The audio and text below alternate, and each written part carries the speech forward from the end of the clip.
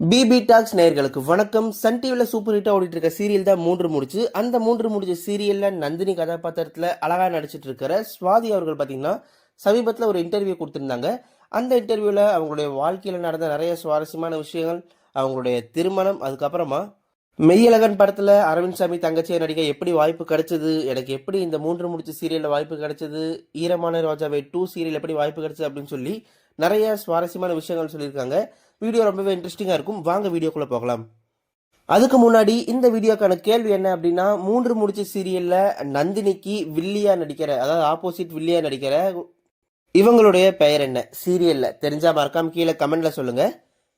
நந்தினி அவர்கள் சமீபத்தில் கொடுத்த இன்டர்வியூவில் அவங்ககிட்ட ஃபர்ஸ்ட் கேட்கப்பட்ட கேள்வி என்ன அப்படின்னா, மெய்யழகன் படத்தில் நீங்கள் எப்படி அரவிந்த் சாமியோட தங்கச்சியாக செலக்ட் ஆனீங்க, அந்த அனுபவம் எப்படி இருந்தது அப்படின்னு சொல்லி கேட்டிருக்காங்க.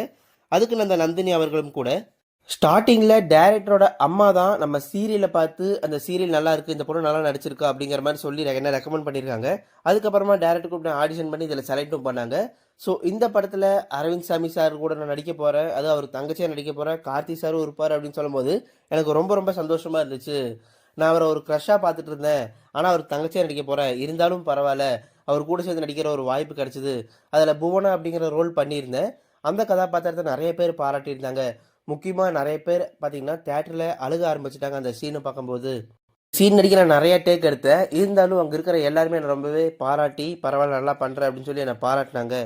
ஃபைனல் ஷாட் பார்த்தீங்கன்னா நாங்கள் எதிர்பார்த்த மாதிரி ரொம்பவே சூப்பராக அமைஞ்சிருச்சு அப்படிங்கிற மாதிரி சொல்லியிருந்தாங்க. ஸோ அதை என் வாழ்க்கையில் மறக்கவே மாட்டேன். எனக்கு அரவிந்த் சாமி சாரும் சரி, கார்த்தி சாரும் சரி, அவங்க கூட நல்லா பேசி பழக முடிஞ்சுது. அது மட்டும் இல்லாமல் இந்த சீன் பார்த்தீங்கன்னா என்னுடைய வாழ்க்கையில் ஒரு முக்கியமான சீனாக இருக்குங்கிறத எப்போ நான் சொல்லுவேன் அப்படிங்கிற மாதிரி சொல்லியிருந்தாங்க. இதுக்கு முன்னாடி நான் நிறைய ஆடிஷன் அட்டன் பண்ணியிருக்கேன், ஆனால் அந்த எல்லா ஆடிஷன்லையுமே என்னை ரிஜெக்ட் பண்ணியிருக்காங்க. காரணம் என்ன அப்படின்னா, நீங்கள் வந்து மேல் வாய்ஸில் பேசுகிறீங்க, உங்களோட குரல் வந்து ஆம்பளை குரல் மாதிரி இருக்குது, அது மட்டும் இல்லாமல் நீங்கள் மேக்கப் போடல அப்படின்னா ரொம்பவே சுமாராக இருப்பீங்கன்னு சொல்லி என்னை ரொம்பவே அசிங்கப்படுத்தியிருக்காங்க, நிறைய அவமானப்படுத்தியிருக்காங்க. பட் அதெல்லாம் தாங்கிட்டு தான் நான் ஒவ்வொரு ஆடிஷனாக போயிட்டே இருந்தேன். என்றைக்காவது ஒரு நாள் செலக்ட் ஆக நம்பிக்கை இருந்துச்சு. ஸோ அப்படி பார்த்தீங்கன்னா நிறைய சீரியல் கிடச்சிது. முக்கியமாக ஸ்டார்டிங்கில் எனக்கு கன்னடம் சீரியல் கிடச்சிது. கன்னடத்தில் கட்டுக்கதா, வெண்ணிலா, யார் அவ்வளோ அப்படிங்கிற சீரியலில் நடிச்சிருந்தேன். அந்த சீரியல் எனக்கு பெருசாக கை கொடுத்தது அப்படின்னு சொல்லலாம். ஸோ அது மூலியமாக தான் எனக்கு தமிழில் வாய்ப்பு கிடைக்கிது. நான் சீரியல் நடிக்கிறதுக்கு முன்னாடியே பார்த்தீங்கன்னா ஒரு சில ஷார்ட் ஃபிலிமும் நடிச்சிருந்தேன். ராமராஜு அப்படிங்கிற ஷார்ட் ஃபிலிம் நடிச்சிருந்தேன். அதை பார்த்தா எனக்கு கன்னட சீரியல் வாய்ப்பு கிடைச்சிது. இதுக்கப்புறம் பார்த்தீங்கன்னா எனக்கு ஈரமான ரோஜாவை 2 சீரியல் வாய்ப்பு கிடைச்சிது. ஸோ அதில் பிரியா ரோல் பண்ணியிருந்தேன். அதை பார்த்து நிறைய தமிழ் மக்கள் எனக்கு நல்ல வரவேற்பு கொடுத்தாங்க அப்படின்னு சொல்லலாம். நீங்கள் ரொம்பவே சூப்பராக நடிக்கிறீங்க அப்படின்னு சொல்லி நிறைய பேர் பாராட்டினாங்க.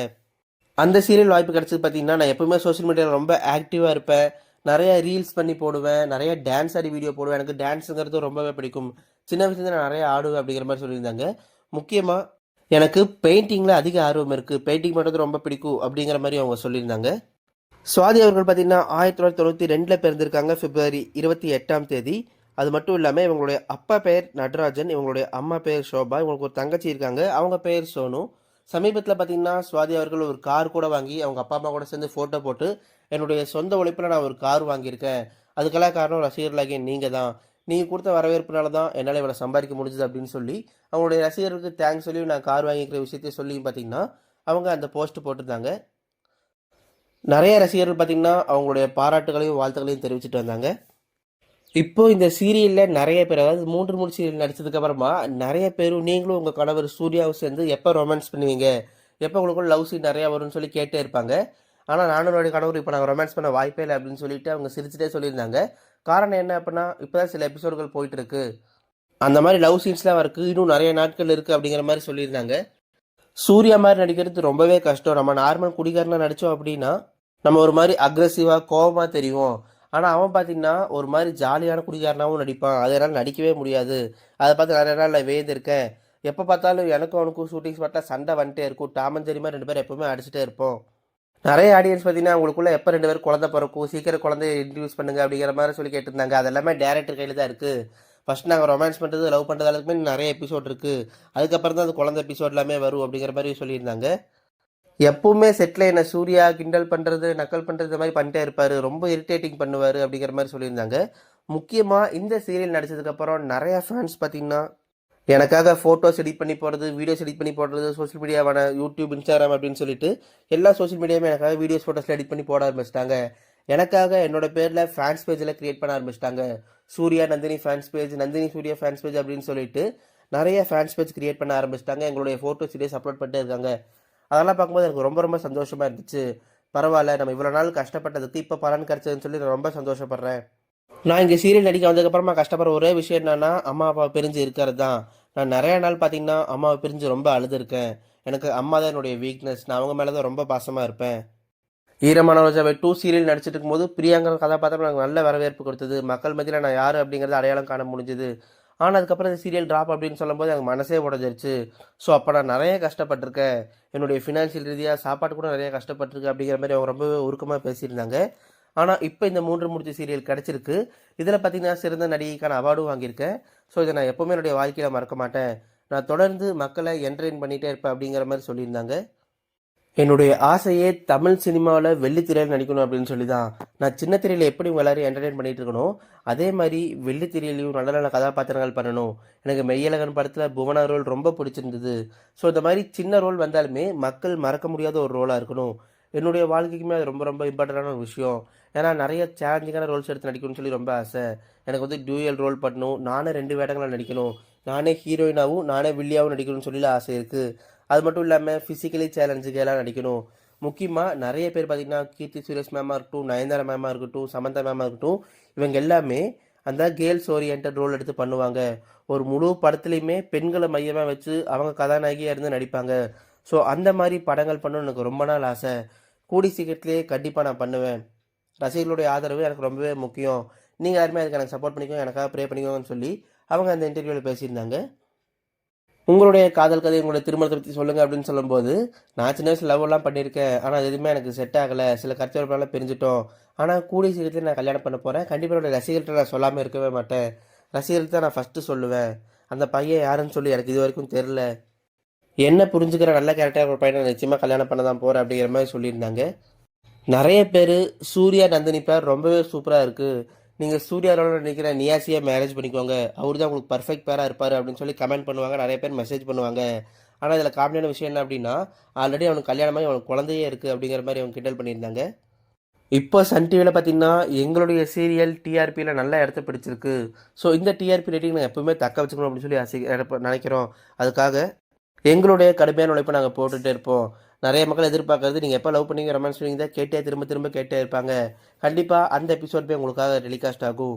ஆனால் இப்போ கொஞ்ச நாளைக்கு பார்த்தீங்கன்னா அந்த மாதிரி விஷயங்கள் இருக்காது. முக்கியமாக நிறைய பேர் பார்த்தீங்கன்னா எனக்கு கேட்குற கேள்வி, சூர்யா வந்து குடிக்கிறத விட்டுருவாரா, அவர் குடிகாரனா திருந்திடுவாரா அப்படின்னு சொல்லி தான். ஸோ அதுதான் இந்த சீரியலோட மைய கருத்து, அதுதான் மைய பொருளே. அதை எங்களால் இப்போ சொல்ல முடியாது.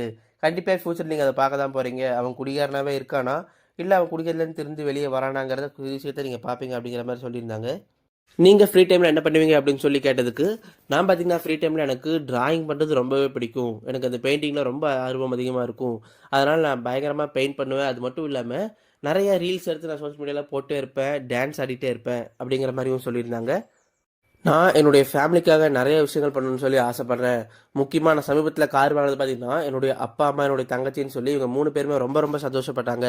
அது மட்டும் இல்லாமல் நிறைய ஃபேன்ஸும் கூட பார்த்தீங்கன்னா, நான் கார் வாங்கின அந்த போஸ்ட்டு கீழே நிறைய பேர் வாழ்த்துக்கள் தெரிவிச்சிருந்தாங்க. அது எல்லாமே ரொம்ப ஜென்யூனாக இருந்தது. நீங்கள் ரொம்பவே கஷ்டப்பட்டு இந்த சீரியல் நடிக்கிறீங்க. அது மட்டும் இல்லாமல் உங்களுக்காக ஃபேன்ஸ் நாங்கள் எப்பவுமே இருக்கோம் அப்படின்னு சொல்லி நிறைய பேர் கமெண்ட் பண்ணியிருந்தாங்க. எனக்கு இந்த மாதிரி பாசிட்டிவ் கமெண்ட்ஸ் எல்லாம் பார்க்கும்போது ரொம்ப ரொம்ப சந்தோஷமாக இருந்தது. ஸ்டார்டிங் நான் சீரியல் நடிக்கிறதுக்கு முன்னாடிலாம் பார்த்தீங்கன்னா எப்பவுமே நெகட்டிவ் கமெண்ட் வரும். ஏதாவது ஃபோட்டோ போட்டேன் அப்படின்னா என்னை பயங்கரமாக கிண்டல் பண்ணுவாங்க. எல்லாமே இது எடிட் தான், இதோட ஃபேஸே பார்த்தீங்கன்னா ஃபுல்லாகவே எடிட் பண்ணியிருக்காங்க, ஃபில்ட்ரு போட்டிருக்காங்க அப்படின்னு சொல்லிட்டு என்னை பயங்கரமாக கலாய்ச்சி கிண்டல் பண்ணுவாங்க. அதெல்லாமே எனக்கு கஷ்டமாக இருந்துச்சு. ஆனால் இப்போ நான் இந்த சீரியல் நடிச்சதுக்கப்புறமா ஃபுல்லாக எனக்கு பாசிட்டிவ் கமெண்ட்ஸ் வருது. நீங்கள் சூப்பராக நடிக்கிறீங்க, உங்களுடைய ஃபேஸ் எக்ஸ்பிரஷன் எல்லாம் ரொம்பவே அழகாக இருக்குது அப்படின்னு சொல்லிட்டு என்னை பயங்கரமாக பாராட்டுறாங்க. அதெல்லாமே எனக்கு ரொம்பவே புதுசாக இருந்தது. அதுக்கு எல்லாமே காரணம் இந்த நந்தினி ரோல் நடித்தது மட்டும்தான். இந்த நந்தினி ரோல் மக்கள் மத்தியில் நல்ல வரவேற்பு கிடச்சிருக்கு அப்படின்னு தான் சொல்லி ஆகணும்னு சொல்லியிருந்தாங்க. நாங்களும் கூட எங்களுடைய சேனல் சார்பாக நந்தினி அவர்களுக்கு பார்த்தீங்கன்னா அவங்களுடைய வாழ்க்கையில் நினச்ச எல்லா விஷயமும் நடக்கணும் அப்படின்னு சொல்லி மனமார்ந்த வாழ்த்துக்களை தெரிவிச்சுக்கிறோம். நீங்களும் நந்தினி அவர்களுடைய நடிப்பு எந்த அளவுக்கு உங்களுக்கு பிடிக்கும், உங்களுக்கு 3 முடிச்சு சீரியலில் வர எந்த கேரக்டர் ரொம்ப பிடிக்கும் அப்படிங்கிற அந்த கதாபாத்திரத்துடைய பெயரை மறக்காம கீழே கமெண்ட்டில் சொல்லுங்கள். நம்ம சேனலில் தொடர்ந்து நடிகருடைய பயோகிராஃபி போட்டு வரோம். அடுத்ததாக எந்த சீரியல் நடிகருடைய பயோகிராஃபி வேணுங்கிறத மறக்காமல் கமெண்ட்டில் சொல்லுங்கள். இது மாதிரியான சீரியல், சினிமா அப்டேட்ஸ் எல்லாம் உங்களுக்கு டெய்லி வேணும் அப்படின்னா இப்போவே நம்மளுடைய பிபி டாக் சேனலை சப்ஸ்கிரைப் பண்ணி பக்கத்தில் இருக்கிற பெல் ஐக்கானை கிளிக் பண்ணி ஆல் அப்படிங்கிறத செலக்ட் பண்ணிக்கோங்க. அப்போ தான் நாங்கள் போகிற டெய்லி வீடியோ உங்களுக்கு நோட்டிஃபிகேஷனாக வரும். தேங்க்யூ.